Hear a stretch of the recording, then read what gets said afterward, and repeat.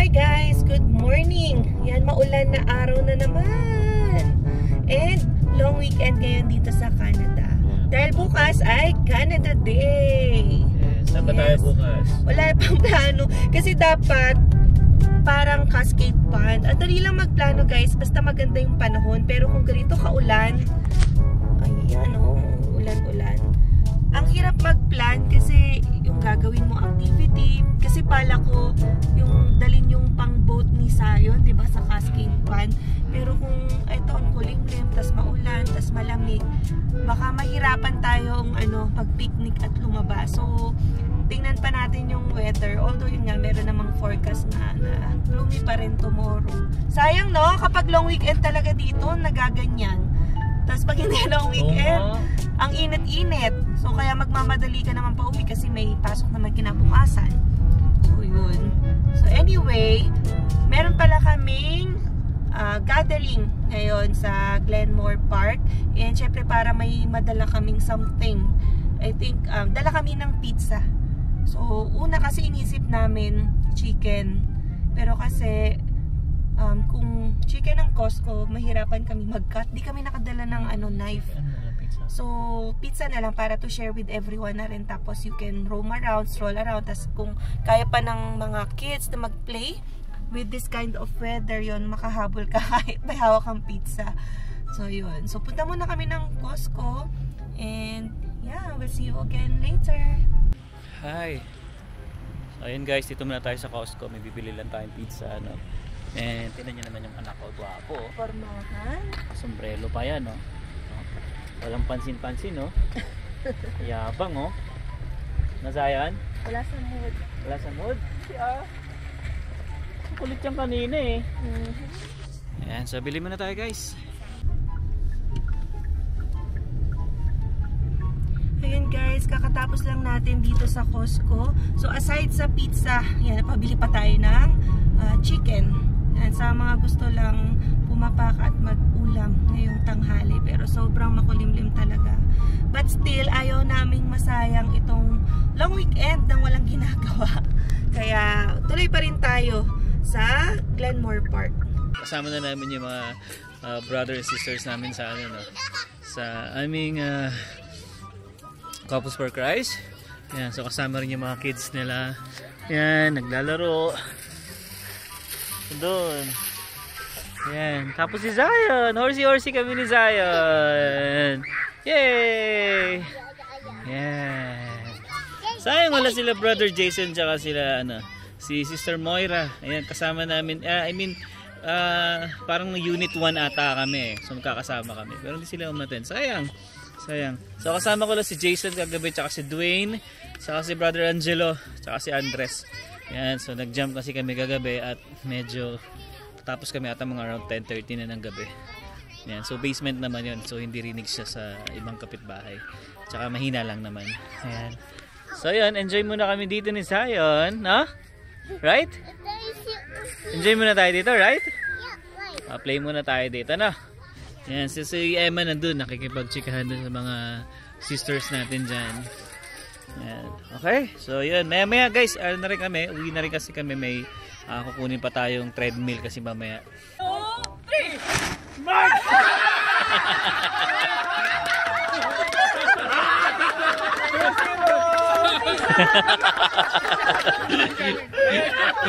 Laro muna tayo guys. Ready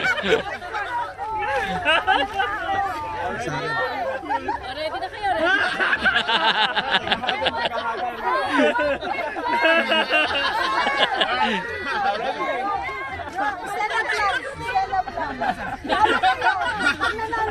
Ano daw yan? Automatic 1 point sa kanila. Hindi mo makikita. Go!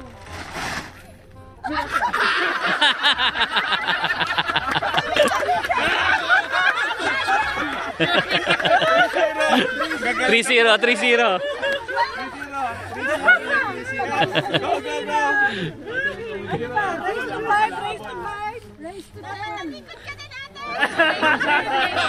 Just ready. Ready na? 1, 2, 3. Hello.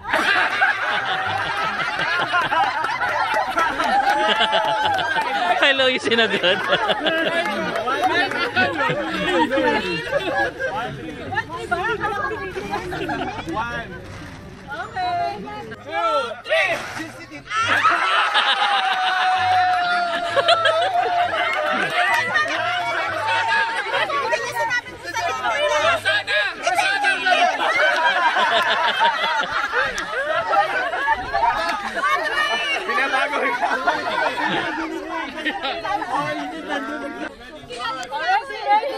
Puna lang kayo. 1, 2, 3. Takbo na naman dito. Ready? 1, 2, 3, go!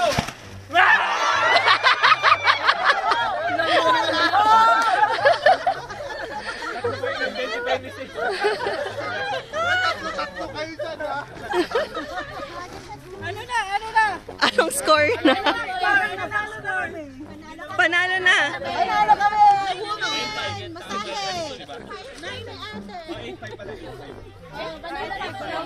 Eight na kami. Akalain mo yun? 0 kanina. O, race to 10, isa na lang. Doubles! Doubles! 1, Dalawa lang.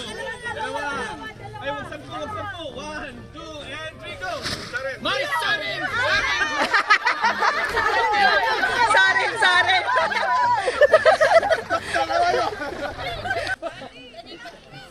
Yan, so, time-lapse tayo dito.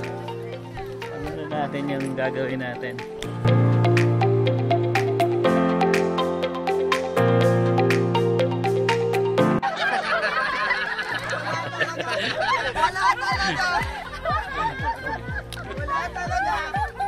Si Prince, ang haba ng...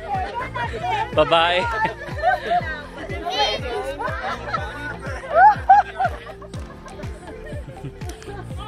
Babae pa rin ang panalo.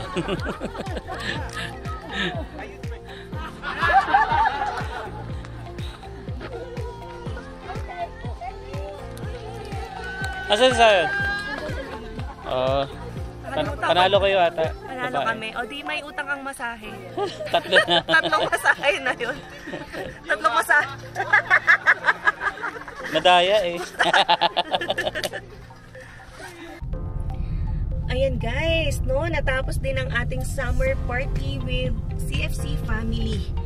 From maulan na umaga, ngayon napakainit naman na hapon. Grabe, yung transition Hindi talaga. naman nagtanggal ako kasi sabi ko, ang init, pinagpapawisan na ako. Tapos nga, nag-games pa kami. Kaya yun, kaya isa din yun sa dahilan kung bakit tayo medyo naiinitan ngayon. So, nag-sack race kami, tapos nag-agawa ng bottle. Tapos yung naghuhulaan ng names. So, nakakatuwa din na mapabilang tayo dito sa CFC, no? Ang kagaling, nakikita natin kung paano yung samahan ng mga families with the sharing ng mga stories dito, yung mga pinagdaanan. Yun, parang cool na, di ba? Ito pa rin tayo sa Glenmore Park. Okay, palabas pa lang kami. Naliligaw yata si Ano. Hindi, nanibago ako dito. Dito tayo nag-ano eh. Oo, yan. O, si Sayo naman ay antok na. Antok na to, medyo na siya guys. Yung iyak na ng iyak, siguro nga antok na talaga siya. Yes. Kaya nag-decide na rin kami umuwi. Pero saya na, stay pa sana kami. Oo, saya. Oo, kung di lang din yung may kukunin din kasi tayo guys na treadmill na nabanggit na namin kanina. Eh, nakakaya naman doon sa pagkukunin natin kung malilate tayo. Pero okay lang yun. Yun nga, again, may magbibigay sa amin ng treadmill finally. Pero sana nung magamit natin. Oo naman. Ayaw naman tayo. Mamaya sa umpisa lang magaling. Tapos, hindi ka na naman gagamit yan after, sabihin mo, mabisi ka, tamarin. Gamitin natin yan. Gamitin natin. So, hopefully, no, makatulong para maging fit tayo at makalose ng weight. Yan. Hay, nakakahingal din talaga. Sack race ang pinaka-nakakahingal. Oo, doon ako na hinihingal. Kasi medyo malayo kasi yung ikutan. Yan. Hindi naman tayo talaga alam nyo na, gumagalaw-galaw. Kaya medyo nakakapagod talaga agad. So, ganun lang yung aming experience ngayon. Pero hindi na kami masyadong nakalibot. Naka-vlog ka ba kanina? Oo, dun. Ano ko dun? So marami pang naiwan guys. Nauna lang kami kasi yun nga, may schedule pang iba. Although, ano na rin naman, yun yung time namin. Parang na-reach na natin yung 2:30. Kasi 11 to 2:30 daw talaga yun. So gusto lang din nila talaga mag-extend kasi nga gumanda yung panahon ngayon. Kanina kasi maampon. Naku, nag-i-slide yung mga bata na basa pa yung yung mga slides, yung mga swing. Kasi yung pants nila natumihan kasi so nag-slide sila. Nag-change pa ako kay Zion kasi na. Bata. So yan, biyahe muna tayo pauwi. Yan, tapos iwan muna namin si Zion, pati yung car seat kasi kailangan ibaba lahat to. Dahil para masakay yung ating treadmill. Feeling ko naman kasya. Yan. So dito. Pagka hindi ko masya, sabi ko nga, uwi tayo na walang dala. Oo, tas contact tayo ng pwedeng mag-pick up. Yes. Pero feeling ko okay naman kasi binigay niya sa akin yung sukat. Kasya naman tingin. Feel mo. Kasi nga yung lamesa din naman natin. Medyo mahaba din naman kasi yung Santa Fe kaya okay siya. Kung siguro kung mga tuson, yan, medyo maliit yun eh. Depende kasi sa type ng sasakyan. So yan, parang ako na din inantok. Sarap ako kasi. Din. Kasi yung mainit na nga kanina sa labas nung umalis kami. Tapos ngayon nakukul na yung body temp mo, nag-aircon na. Parang sarap. Parang nakakantok. Ngayon mo mararamdaman yung antok. Pero hindi, sayang ang araw, tuloy-tuloy ang gala. Then, yun mamaya magpapa-eyelash pala tayo, extension siya. Yun nga pala. Yan, nga pala ang next natin. Bianca. So, para sa mga gusto magpa-eyelash extension dyan, yan. Pakita natin ang kanyang finished product mamaya. Yan, may pilik mata na tayo mamaya. Basta sabi ko kay Emma, pa nagpalagay siya, huwag yung sobrang marami at saka yung mahaba. Oo, para yung simple lang. Nagmumukha kang Tweety Bird eh. Oy, grabe ka naman. Wala pa nga. Actually sa akin, hindi talaga ako pala ganun dahil ang hirap mag-maintain. Pero sabi ko, try ko na rin. Sige, para support our friend. So next vlog na yun guys, makikita nyo kung ano itsura ni Emma. Kung naging Tweety Bird ba siya. Grabe ka naman. Ayan. So, biyahe muna tayo. Pauwi. Several song-filled hours later. Hi guys! Ayan, nandito na tayo sa bahay. And yes, nakuha na natin ang treadmill. Grabe ang pinagdaanan namin, no? And thank you nga pala sa nagbigay sa amin ito. Ayaw na nila magpakilala, ayaw nila i-mention ang kanilang names. But thank you. So ngayon, ina-assemble na ni Alwin yung parts nitong treadmill kasi may mga tinanggal kami. Grabe kasi, super heavy. And kasi, di ba, ito lang yung way sa basement. So, ito nga pala si Alwin. Napakagulo pa dahil nag-create muna kami ng space dito. In the meantime, yan. So, kailangan mag-move ng mga toys ni Zion. Right, Zion? Right. Yan. And yung, dito, yung arms niya, yun yung tinanggal. Andun pa sa gilid. Yan. And kakabit muna ni Alwin. Pero magandang, magandang klase. Hindi alam, siya. Super bigat heavy, lang no? talaga, Xterra TR550. So, hindi namin alam yan. Pero grabe, super bigat. 3 tao na kami. Pero syempre parang, katumbas lang namin yung isa. Kasi may hina at walang mga, exercise kami ni Alwin. So, eto na ba ang simula ng pagiging fit natin? Ikakatapos nga lang natin kumain. Yan noon, nag-dinner pa muna kami nung nagbigay nga na mag-asawa. So, super bait talaga nila na ayaw na magpa-mention. So, thank you talaga sa inyo. So, trinit pa nga si Zion ng ice cream, di ba, no? Say thank you to them. Thank you, tita. Thank you, tito. Thank you, tita. Say bye-bye. Bye-bye. Okay. So, ayusin na muna ni Alwin to. And yes, we'll see. So, ito na. Unti-unti na nagkakaroon ng katawan. So, yun guys, natapos na rin ang ating setup, no? So, ito na yung bagong setup ng bahay namin, ano? Kasi, meron na tayong treadmill. Yan. Diba? So, finix na namin siya dyan. Talagang, actually, naangat yan eh. Pero, naisip namin, baka kasi lambitinan ni Zion. Medyo mabigat yan. Baka delikado pa, no? Kung ano pa mangyari kay Zion. Kaya, finix na lang namin siya sa baba na ganyan. Yan, so yung nilaruan niya, binawasan na rin namin. Kasi sobrang dami na talaga laruan ni Zion dito. Naglalagay na namin ni Emma sa ibang box. Ayan, so ito na yung ayos na setup ng bahay natin, ano. Ayan, so medyo maganda-ganda na, ano. O, diba? Ayos. Na, diba Zion? Happy? Ay, ayaw ni Zion. Ayaw. Okay. So yun guys, no, dito ko natatapos itong vlog namin. I hope na nag-enjoy kayo sa vlog namin.